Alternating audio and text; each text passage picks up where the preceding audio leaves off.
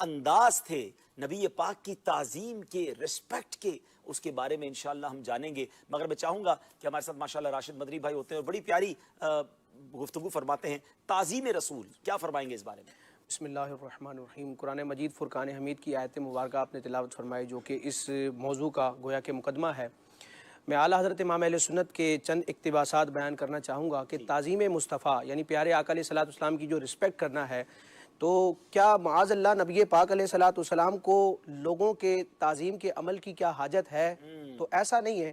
رب تبارک و تعالیٰ نے اپنے رسول ذیشان علیہ الصلوۃ والسلام کو ایسا اسٹیٹس اور مقام عطا فرمایا ہے، اور اللہ ہی نے اپنے محبوب کو اتنا بلند رتبہ دیا ہے کہ اب بالفرض اگر کوئی رسپیکٹ نہ بھی کرے تو اس کا اپنا ہی نقصان ہوگا، پیارے آقا علیہ الصلوۃ والسلام کی عظمت و شان میں کوئی فرق نہ آئے گا۔ یعنی رسپیکٹ کرنے والا اپنی ذات پر احسان کر رہا ہے کہ وہ حضور کی رسپیکٹ کر کے اپنے لیے دونوں جہان کو گلزار بنا رہا ہے۔ ایک شعر یہاں پڑھ دیتا ہوں، پھر بات کو آپ کنٹینیو کریں گے۔ تو گھٹائے سے کسی کے نہ گھٹا ہے نہ گھٹے، جب بڑھائے تجھے اللہ تعالیٰ تیرا۔ سبحان اللہ۔ جی، فقہ حنفی کا ایک متن ہے تنویر الابصار، اس کی شرح ہے در مختار، اور اس پر علامہ ابن عابدین شامی رحمۃ اللہ تعالی علیہ نے حاشیہ لکھا ہے رد المختار۔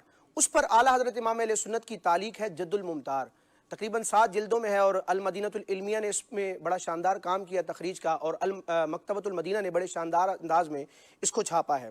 علامہ شامی رحمۃ اللہ تعالی علیہ نے فتاوی شامی میں ایک بحث ذکر کی کہ جو درود پاک پیارے آقا علیہ الصلوۃ والسلام پر پڑھا جاتا ہے، تو آیا اس درود پاک کا نفع صرف اس پڑھنے والے کی حد تک محدود رہتا ہے، یا حضور علیہ الصلوۃ والسلام کو بھی اس سے کوئی نفع ہوتا ہے؟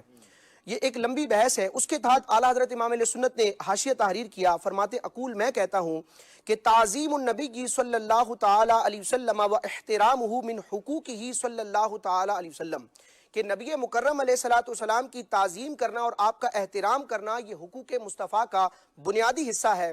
پھر اعلیٰ حضرت امام علیہ سنت اس بات کو بیان کرتے ہیں کہ جو تعظیم کرنے والا تعظیم کا عمل کرتا ہے تو اس کا جو نفع ہے، اس کا جو فروٹ ہے اور اس کا جو ثمرہ ہے، یہ تعظیم کرنے والے ہی کی طرف لوٹتا ہے، پیارے آقا علیہ الصلوۃ والسلام کو تو اس کی حاجت نہیں۔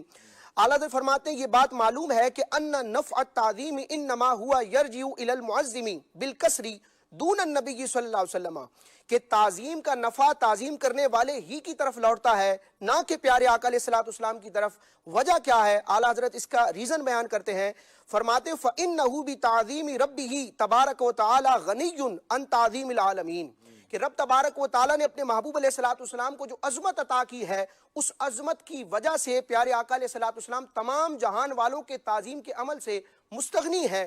کما انہ بصلاتہ تعالی غنی عن صلاتہم اجمعین، کہ جس طرح رب تبارک و تعالیٰ اپنے محبوب علیہ الصلوۃ والسلام پر درود نازل فرماتا ہے، تو جب رب تبارک و تعالیٰ اپنے محبوب پر درود نازل کرتا ہے تو تمام جہان والوں کے درود سے پیارے آقا علیہ الصلوۃ والسلام مستغنی ہیں۔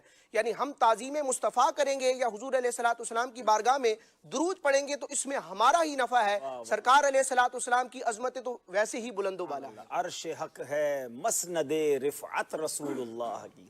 اللہ کریم نے اپنے نبی کی شان اتنی بلند کی، کیا عزت و احترام، سبحان اللہ۔ رب کی بارگاہ سے نبی پاک کی عزتوں کو کس طرح بڑھایا گیا ہے۔ عرش حق ہے مسند رفعت رسول اللہ کی، دیکھنی ہے حشر میں عزت رسول اللہ کی۔ لا و رب العرش جس کو جو ملا ان سے ملا، بٹتی ہے کونین میں نعمت رسول اللہ کی۔ ایک اور جگہ فرمایا نا کہ زہے عزت و اطلاع محمد، یعنی نبی پاک کی عزت کو سبحان اللہ گویا دنیا پر کیسے آشکار کیا گیا۔ زہے عزت و اطلاع محمد کہ ہے عرش حق زیر پائے محمد صلی اللہ علیہ وسلم۔ صاحب یہاں پر ایک اور بات بھی میں ذکر کروں گا جی، کہ جو قرآن پاک کی آیت مبارکہ نازل ہوئی، یہ نبی پاک علیہ الصلوۃ والسلام کی ظاہری حیات طیبہ میں نازل ہوئی، تو آیا یہ تعظیم کا جو قرآن مجید میں حکم دیا گیا کہ وَتُعَزِّرُهُ وَتُوَقِّرُهُ، کہ میرے محبوب علیہ الصلوۃ والسلام کی بعثت کے اور دنیا میں تشریف لانے کا ایک مقصد یہ بھی ہے کہ امتی ان کی تعظیم و تکریم کریں، تو آیا یہ صحابہ کرام تک ہی حکم محدود تھا یا تا صبح قیامت آنے والی مخلوق کے لیے ہے؟ تو قاضی ایاز مالکی رحمۃ اللہ تعالی علیہ نے الشفاء بتعریف حقوق المصطفیٰ میں جہاں تعظیم مصطفیٰ کا پورا چیپٹر قائم کیا، وہاں پر آپ نے ابتدا میں اس بات پر تنبیہ کی کہ یہ عزت اور تعظیم کا حکم پیارے آقا علیہ الصلوۃ والسلام کی ظاہری حیات تک محدود نہیں ہے۔ اس کی وجہ کیا ہے؟ علامہ قاضی ایاز مالکی رحمۃ اللہ تعالی علیہ فرماتے ہیں وَعْلَمْ أَنَّ حُرْمَةَ النَّبِيِّ صلی اللہ علیہ وسلم بعد موتہ وتوقیرہ وتعظیمہ لازم کما کان حال حیاتہ، کہ جان لو کہ نبی مکرم صلی اللہ تعالی وسلم کی حرمت اور آپ کی تعظیم و توقیر آپ کے بعد وصال بھی بالکل اسی طرح باقی ہے جیسے کہ آپ کی ظاہری حیات میں تھی۔